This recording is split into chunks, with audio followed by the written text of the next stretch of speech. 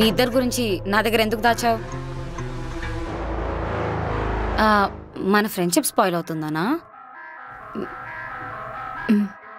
It's ఓకేనే, అయిందేదో అయింది, వదిలే. ఇప్పుడు ఎలాగో మనం ముగ్గురం ఒక మంచి ట్రయో కదా. I'm sorry Bhuvana. Hey, it's ఓకేనే, ఐ కెన్ అండర్స్టాండ్. ఎందుకంటే నువ్వు హరి నా దగ్గర ఎలా ఒక విషయం దాచారో నేను హరి కూడా ఒక విషయం దాచాము. Actually we are in love.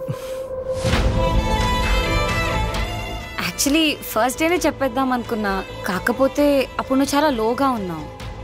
ఆ టైంలో మా ఇద్దరి మధ్య స్పేస్లోకి మధ్యలో నువ్వు వచ్చావనుకుంటావని చెప్పలేదు. ఇప్పుడు కూడా చెప్పకపోతే బాగోదని చెప్పేస్తున్నా. I'm sorry. అమ్మయ్యా, చెప్పేశాను.